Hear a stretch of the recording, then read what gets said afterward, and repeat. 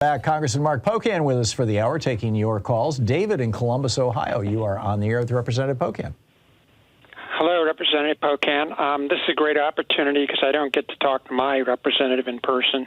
So I have a quick question. This is on defense spending. I'd like to see the defense budget reduced, but it seems like we're going to keep getting funding for the Ukrainian war.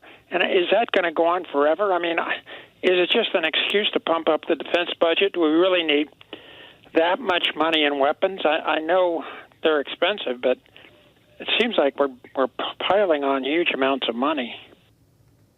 Yeah, David, so first of all, I would say there are two very different issues, the money that we've been putting to the Ukrainian effort and what goes into the Department of Defense. Now, I'll be one of the first people to say we spend way too much on the Pentagon in this country without any checks and balances. They can't even pass an audit because they don't even have the internal processes they claim to be able to do that. So, you know, we fund amphibious vehicles that sink. We, on the most recent class of aircraft carrier, when they get the toilets backed up, you have to literally put $400,000 worth of acids to flush down the toilet, literally flushing money down the toilet to make them work. There are many things that we should talk about when it comes to defense spending.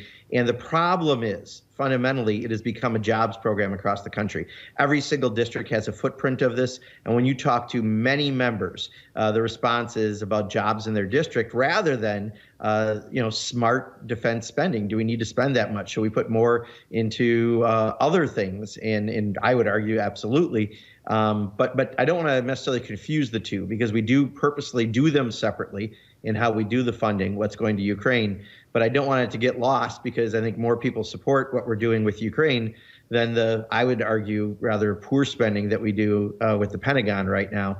And Barbara Lee and I have formed a caucus to try to reduce Pentagon spending. But the difficulty we run into is it's become a jobs program, and we have to figure out some new ways to talk about it.